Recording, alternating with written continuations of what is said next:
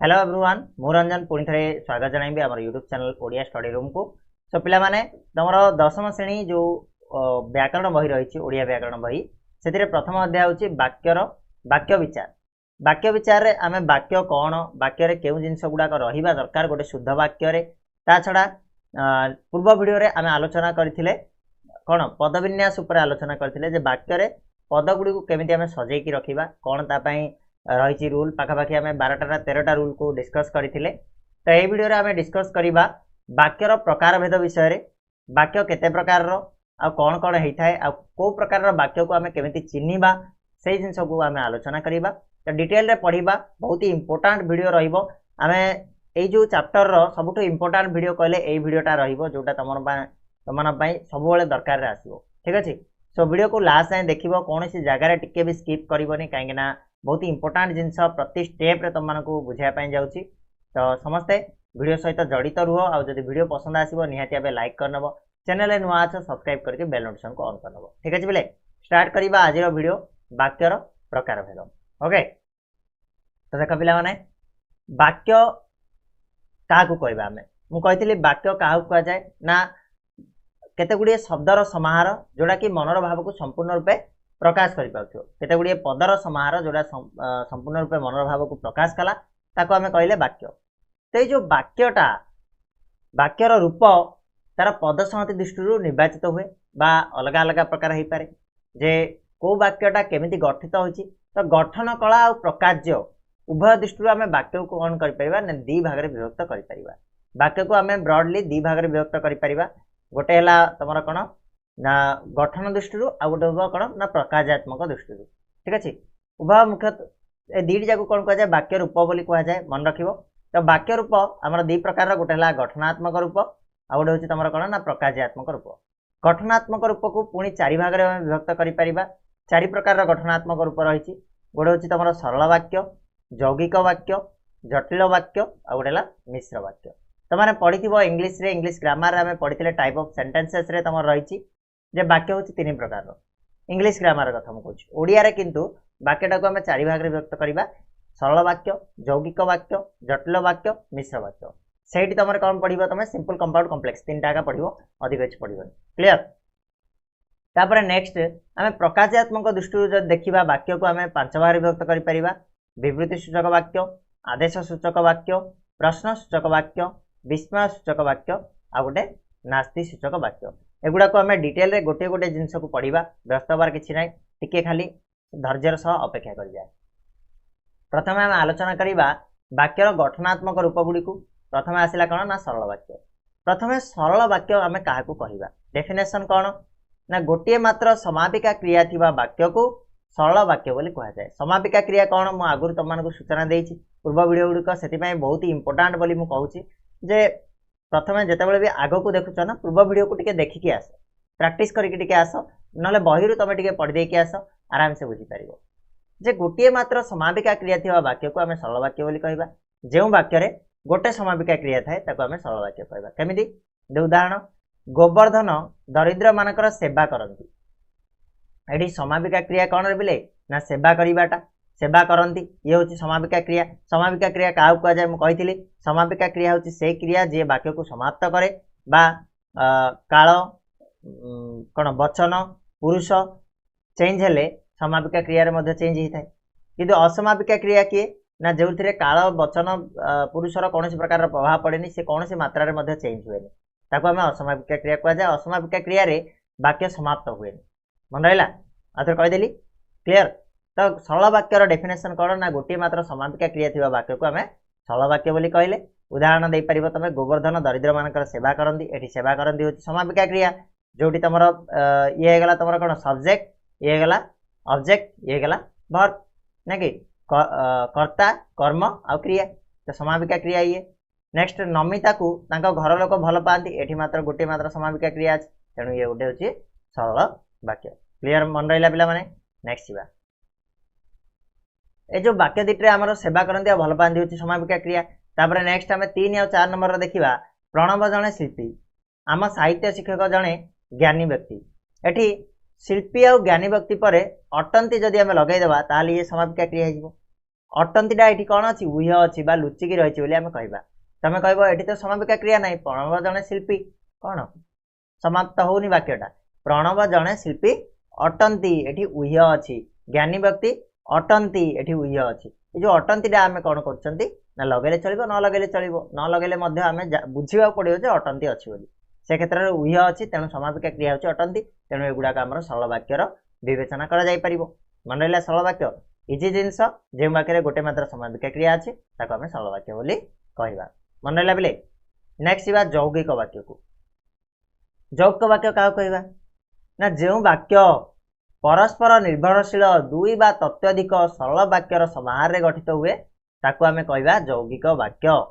परस्पर निर्भरशील दुई बा तत्वाधिक सरल वाक्यर समाहार जोगे गठित वाक्य को यौगिक वाक्य कह बारंबार कहीं पढ़ुची ना डेफिनेशन टा तुम पढ़िले जिते मन न रही शुणीदेले तुम मानकर अधिक मन रही मु बारंबार 2 थर 3 थर लाखे दोहराऊँ देख यार मीनिंग कौन ना परस्पर भितर निर्भरशील दीटा हो कि दीटा अधिक सरल वाक्य हो गोटे सरल वाक्य जदि आउ गोटे सरल वाक्य उपर निर्भर कला माने ता बिना ये अधूरा आ बिना सी अधूरा ताहले जाके आम कहवा कौन ना यौगिक वाक्य बोली कहवा देख उदाहरण पवित्र पहुँचला यहाँ गोटे सरल वाक्य आम कहीपर कि नहीं कहीपर पहुँचला हूँ तुम कौन समापिका क्रिया सुषमा आसला ये भी गोटे सरल वाक्य उभय मिसी पाठ पढ़िले ये भी गोटे सरल वाक्य तो ये 3टा सरल वाक्यर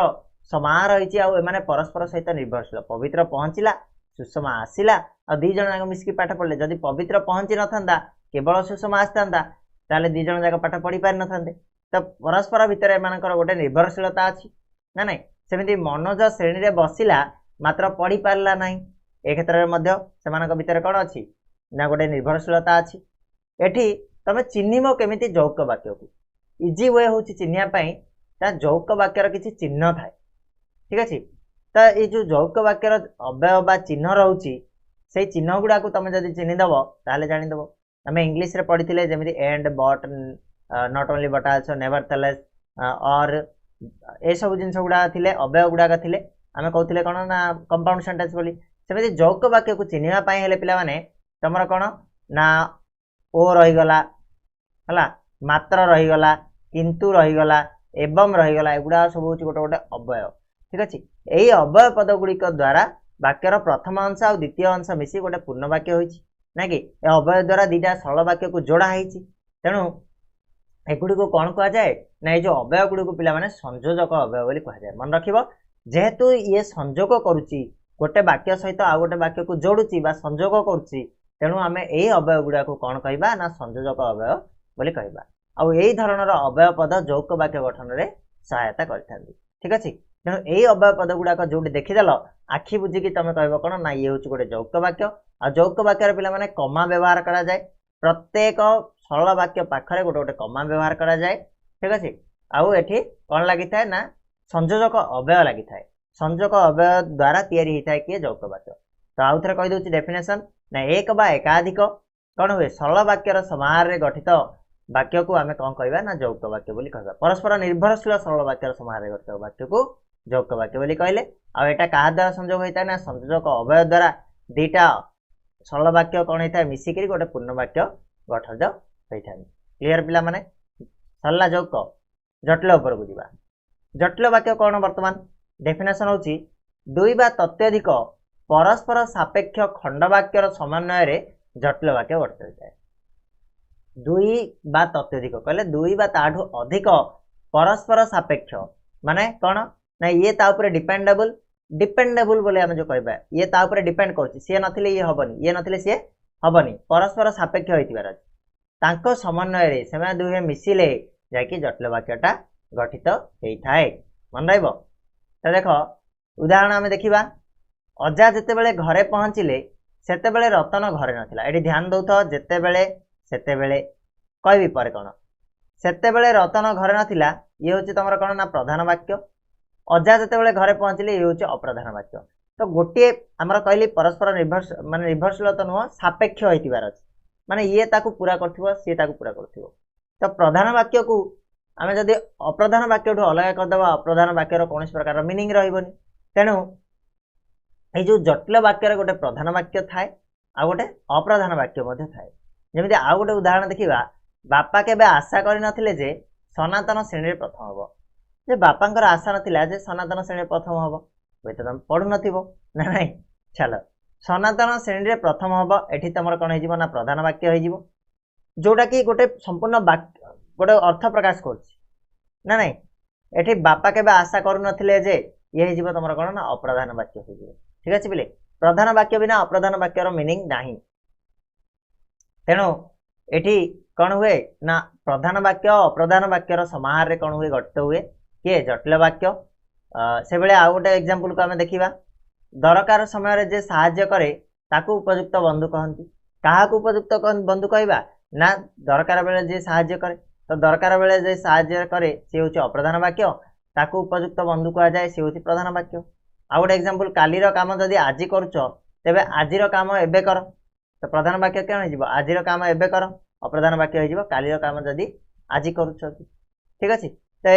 बुझी पारलो अप्रधान वाक्य सहित प्रधान वाक्य मिसिले कौन हुए ना गोटे जटिल वाक्य तैयारी हुए ठीक अच्छे तो जटिल वाक्यर आउ थे डेफिनेशन जदि कहबा ताले कौन हम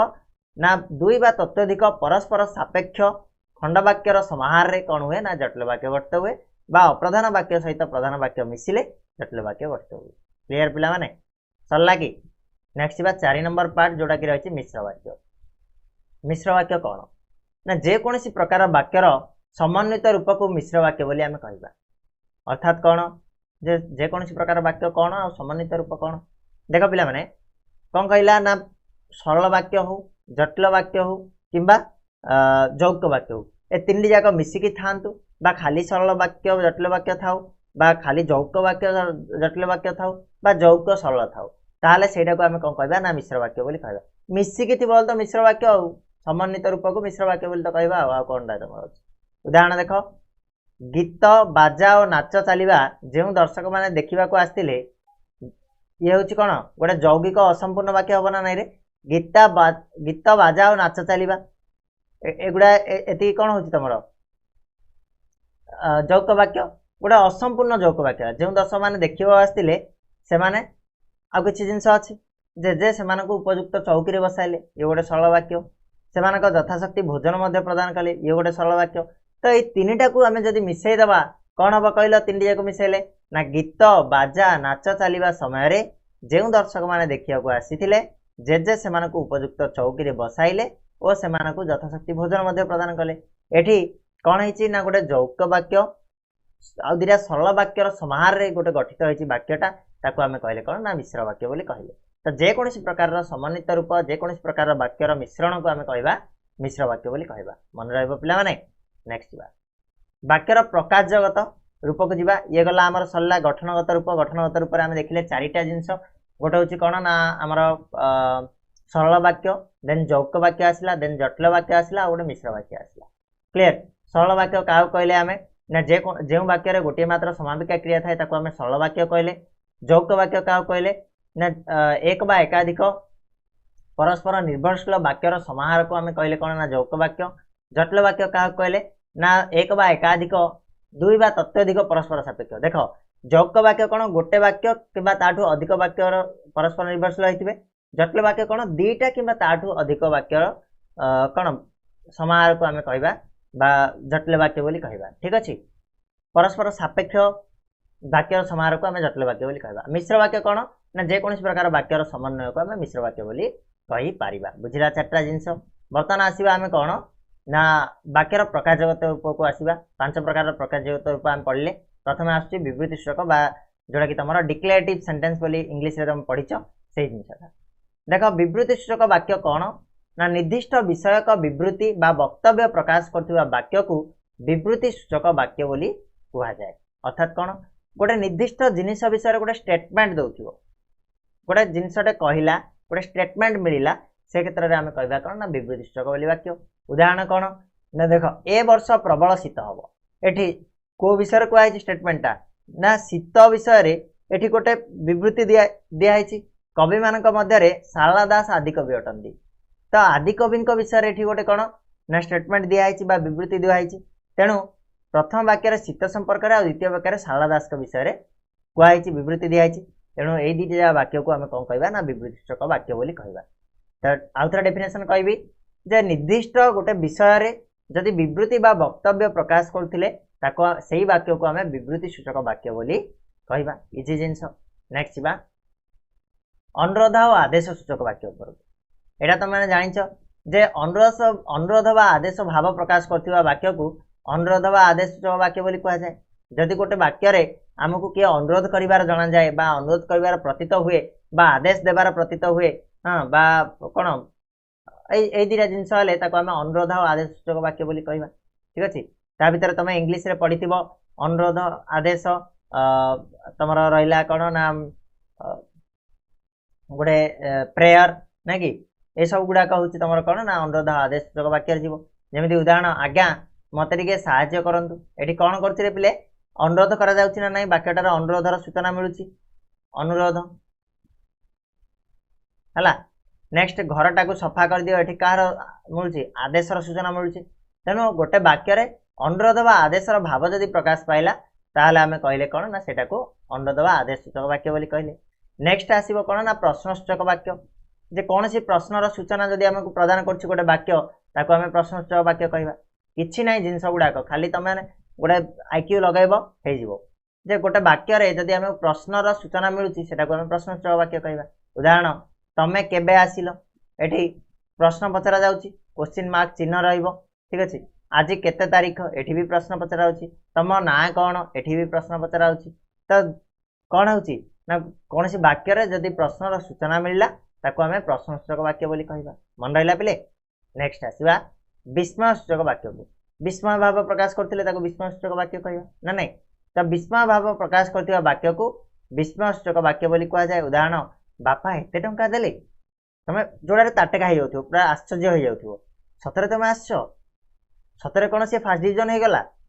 हां सतरे ताको कोन चाकरी मिली गला ए सब जिंस गुडा कोन होची विस्मय बा आश्चर्य भाव प्रकाश करछि तेनु आको हमें विस्मय सूचक वाक्य बोली कहबा मन रहला। लास्ट